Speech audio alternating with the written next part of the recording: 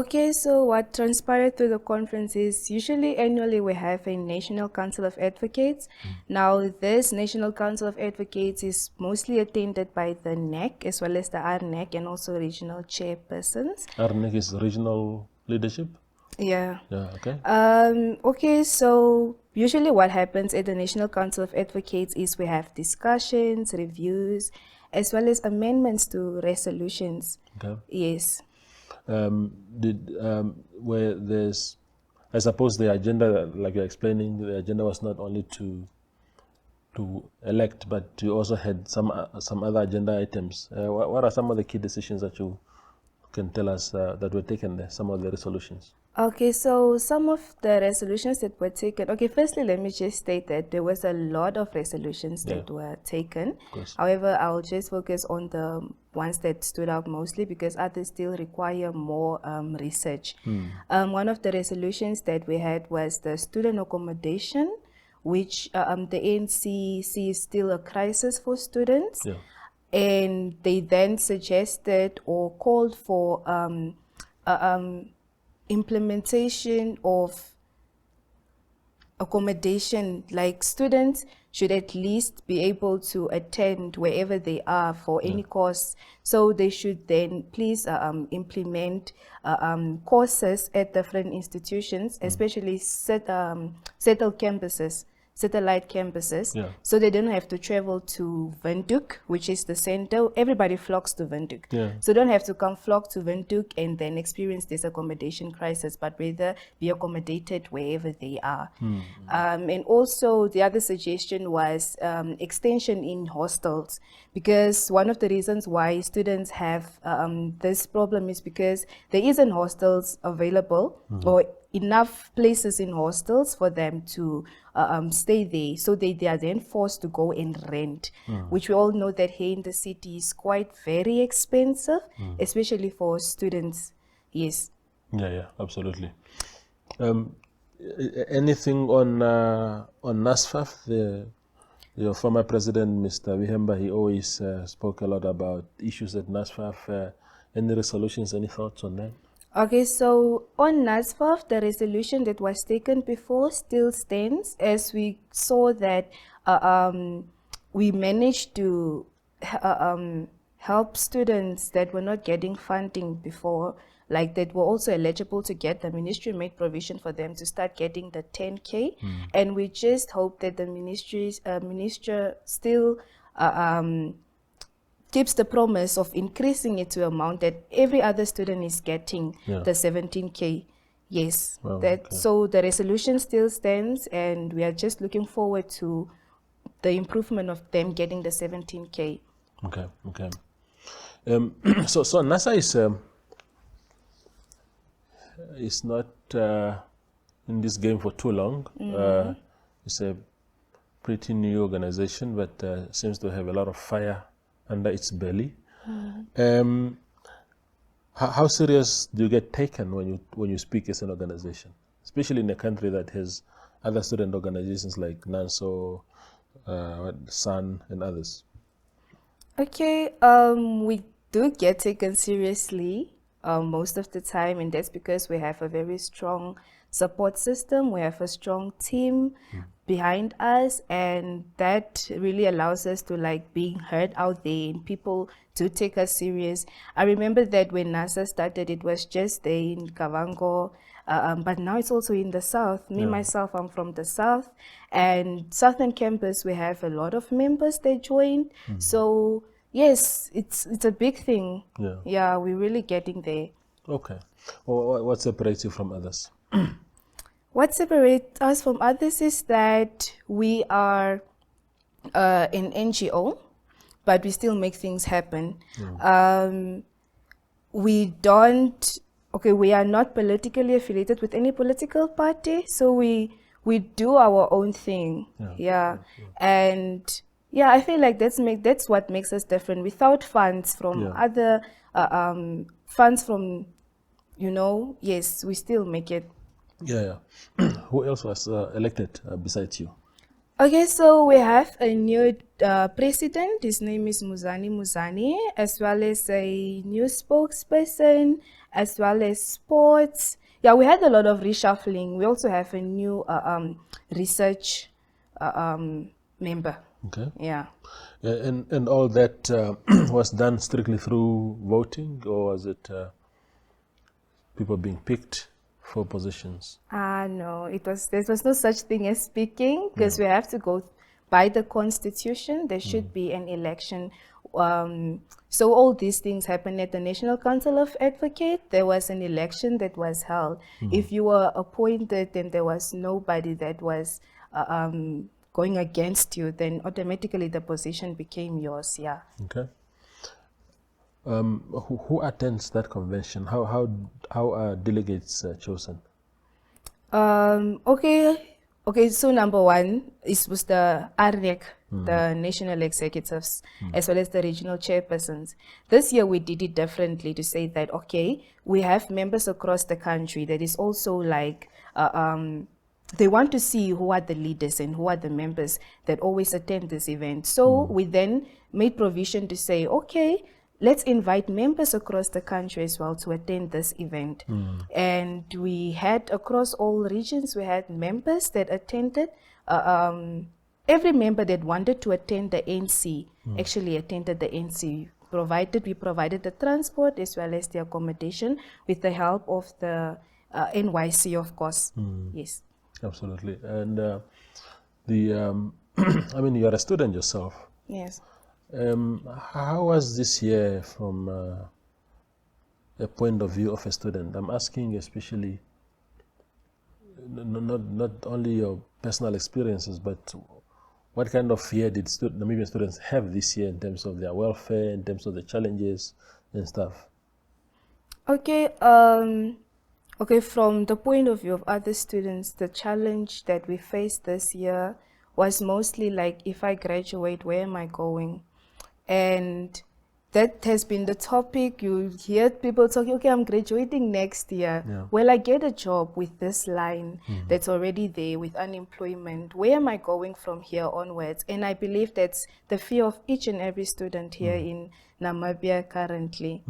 Yeah. Is it, yeah, I mean, that is a genuine concern.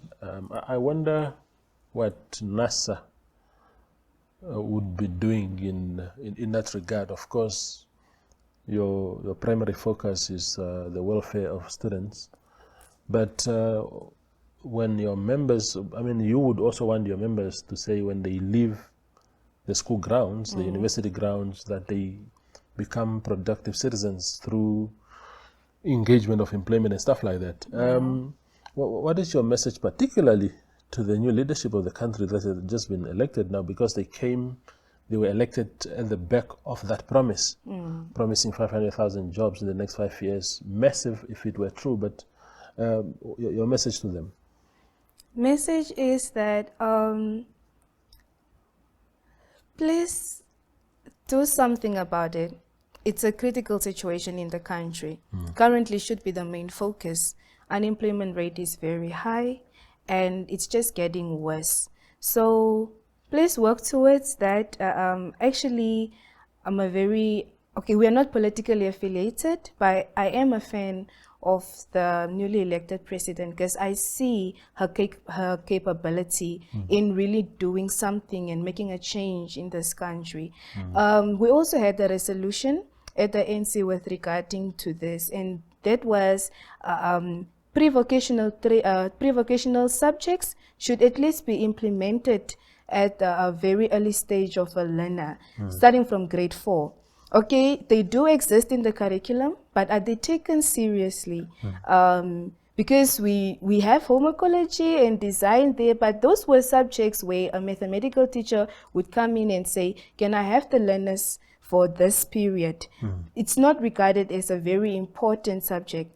But then if it can be taken seriously, we know that at least if the learner doesn't make it to higher learning institution, they have skills they have well-equipped skills to do something for themselves. It's the same with the graduates, if they already picked up these skills from an early age, they won't have to wait until the government provides a job, but rather do something themselves because of the skills that they earn or learn from an early age. So pre-vocational subjects should be taken very seriously.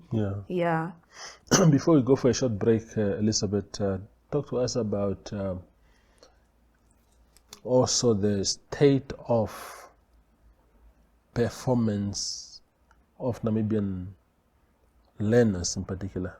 We are in December now, and very soon the results will come out. And the past many years, I'm not going to say the past few years, the past many years have not produced required performances. Only a very tiny fraction of people actually end up going to university. Last year, I think 75% of people who sat for national exams did not pass, and that is just so scary. 75% is such a huge number. What are your thoughts as an association there on those kind of things? Okay, as an association, we actually think it is quite very scary. I feel like not I personally, but as an association, we call for a curriculum reform because it's obvious that the curriculum is failing us. It's failing us as young people, it's failing us as the generation yet to come. So there needs to be made a curriculum reform that fits for the current situation of our country. Yes, that's basically the take of our association at the moment. Absolutely.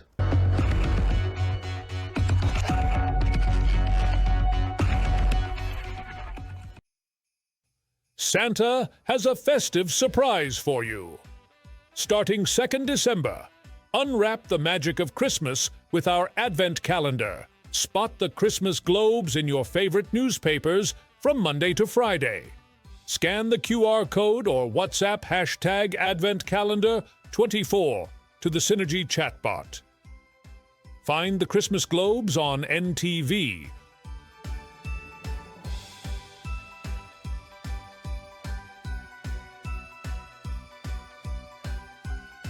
Or visit our Facebook pages for daily Advent doors from Monday to Saturday. Win daily prizes. Lucky winners will be contacted and Logistics Hub Namibia will deliver your prize. Merry Christmas from Santa and his proud prize sponsors.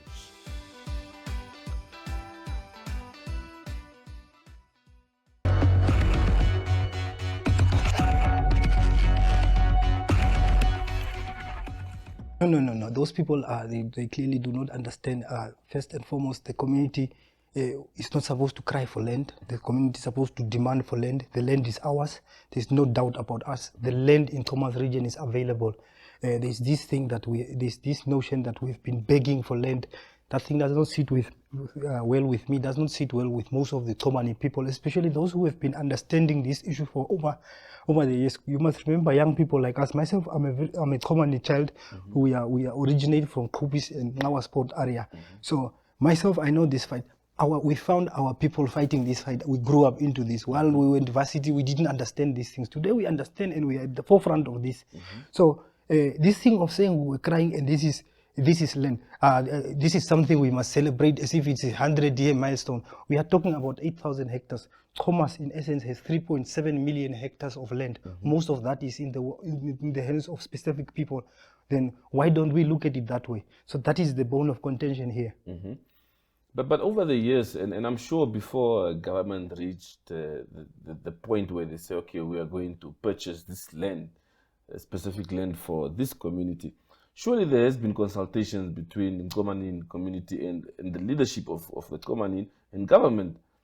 Surely they would have been in the know about government's plan to purchase this specific area that you now say is not in the jurisdiction of the Komanin community. Yeah, the talk of this 8,000 hectares is something that has been coming on for maybe 5 years. We've known the talks were reignited again when we were at the Delimitations Commission, when we went to disturb that meeting in saying that what you are doing here is systematic displacement. Because our argument is that when you are displacing us from our original jurisdiction, which is Thomas, you are putting us now further and further and further into other areas, other jurisdictions where they, mind you, there are also traditional authorities. There is Kobani traditional authority there, that side of Nosop. So what then later will happen is exactly what happened in 1959. In 1959, when people were dispossessed and displaced, they were sent to Sorisoris in Kunene region. Kunene region, what then later happened was those people in Kunene region who also have their problems, they now start deciding and saying, but you people, to start with, you are also you are from Thomas, so you must go back to your land and go and do your things there. That's how people came back. So this is just a repeat of what is happening. You are displacing people systematically, making them believe that you are creating land. And you must remember, we are saying that there is a difference between communal land and ancestral land. We have a connection with our ancestral land. Even the Kobani people have a connection with that land that we are. I've been at the forefront, or I've been advocating for generational farm workers by way of writing and so forth for the past 8 years. And I know, even when there was this, what is this thing?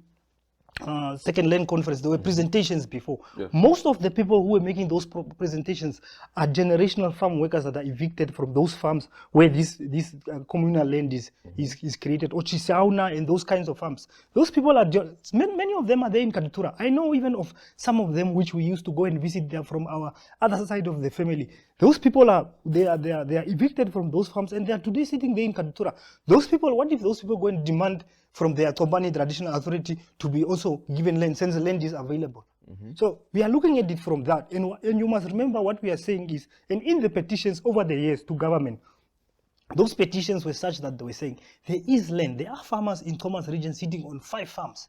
Why can't government just buy 2 farms from those farmers? Why can't government knock on the door? We have asked, who is giving these people waivers? Who is giving these people dispensation to circumvent around laws? How are they allowed to change these things just like that into PTYs and into small holdings and then selling them as such? Why can't these people be told, look, we are sitting with the problem of too many people sitting in pockets of communities. Let us look at buying these farms. That is what we are telling them. And it's not as if the people are not selling, they are selling. So we are saying, buy from these people and then make this, because you know what, Matthias, if you go and put people on 8,000 hectares, you create a location. Yeah. And when you create a location, there's no productivity. And we don't want that. We are saying buy as much as possible so that people who are because people are in all 4 corners of Thomas region, let them be productive. Yeah. Let those, otherwise tomorrow you will say, you expect thousands of people to sit on these 8,000 hectares and then you expect people to be productive. It will never happen. That land will go to waste. You must be strategic and you must be honest. So this decision and this news is